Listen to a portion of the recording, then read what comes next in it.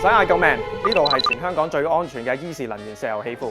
哎呀，你唔好暴露自己啲癖好啦！我哋今日係嚟翻工㗎，唔好玩啦！快啲聽阿希能講下啲安全守則就真。唉，得啦得啦，好啦，咁我哋而家事不宜遲，快啲開始啦！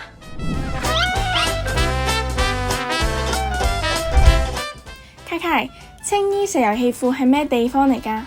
佢係供應全港石油氣嘅地方，最高運作能力係每日1000公噸石油氣，同埋處理2000幾罐石油氣罐。所以安全係呢度嘅頭等大事，所有嘅工作人員進入工地之前必須穿戴全套嘅個人防護裝備，保證自身嘅安全，做個職安真漢子。好，咁我而家帶你哋去身後嘅石油氣樽充裝區啊！咁佢主要就幫我哋嘅石油氣樽充氣嘅。OK， 咁我哋行咯喎，好，記住戴安全帽啊！知道啦。好，行啦。行咯。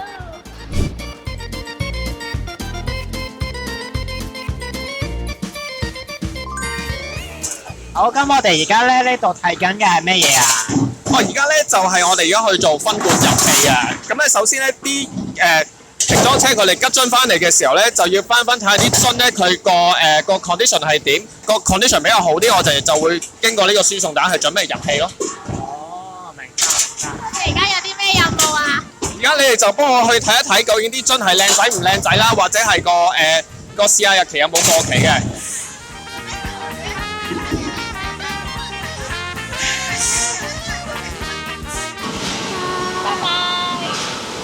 檢查完罐身，跟住就係充填流程。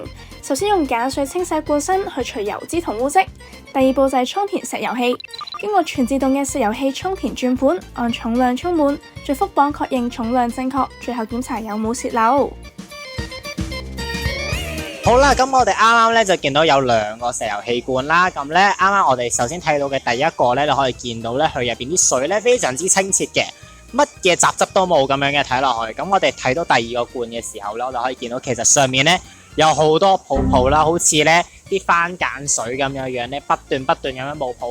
咁喺呢個時候咧，我哋就可以知道咧，當一個罐咧佢落完啲水之後，一直喺度冒泡啊，就代表佢係一個唔合格嘅。咁唔合格嘅話咧，我哋就要進行額外嘅處理，就唔可以拎出去發貨噶啦。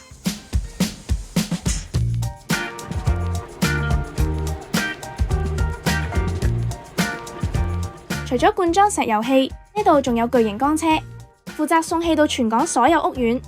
好啦，咁而家咧，我哋就轉咗另一 part 就係缸車嘅充氣區啦。咁呢 part 究竟係做啲咩㗎？我哋依時咧，除咗係供應樽裝氣俾我哋客戶之外咧，我哋亦都係供應石油氣咧俾我哋嘅中央村嘅客戶嘅。港九新界咧都有好多嘅中央村客戶嘅。咁點樣送氣俾佢哋咧？就係靠我哋嘅石油氣缸車咧，係送氣咧俾我哋港九新界所有嘅客戶嘅。咁你見我哋咧側邊有個碼頭咧，就係送氣俾我哋嘅港島區嘅客啦。缸車咧係先會係搭船啦，係過去鴨脷洲，然後再去港島區嘅中央村去送氣嘅。師傅首先示範下點樣將缸車充氣，佢好輕鬆就完成咗步驟，又應該冇乜難度嘅。第一步先紮好個馬步，拎起呢條嘅輸送管。哇，好似你抬緊8公斤嘅米咁啊！而家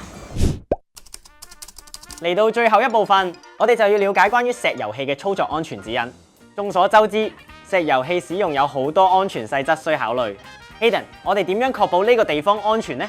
我哋石油氣缸咧係採取咗呢一個符合國際標準嘅半地底艙嘅設計嘅，咁就將我哋青衣艙變成一個超級安全嘅石油氣堡壘啦。哇，半地底缸聽落去好高科技咁樣喎，但係我哋要點樣先可以確保呢個系統唔會失靈呢？冇問題啊！其實我哋呢個半地底缸咧，每5年咧就會進行一次嘅檢測嘅。咁除此之外咧，我哋嘅工作人員啦、現場工作人員咧都會定期有進行嚴格嘅訓練啦，同埋緊急應變操練嘅。萬一發生啲咩漏氣事件，你會造成好大嘅傷害咯。但我仲想拍多幾集喎。哦，放心啦，我哋有24小時嘅監控系統啦，同埋嘅應變計劃，咁就監測我哋青衣艙每個角落嘅。咁如果真係發生事故咧，我哋個消防系統咧都會啟動，咁佢就會通知我哋附近嘅消防局啦。咁佢哋就會6分鐘內咧就會抵達現場噶啦。咁所以咧喺青衣艙咧，基本上仲安全過你喺屋企打邊爐㗎。但呢度咁多邊爐，咪打成成都未打完咯。不過你咁講，我哋即刻安心好多啦。K K 啊，原來石油氣咧係由青衣嘅石油氣庫嗰啲巨型氣缸度出發嘅，經過層層關卡，有超嚴謹嘅安全檢查同埋超小心嘅運作同埋物流，先去到屋企度煮飯㗎。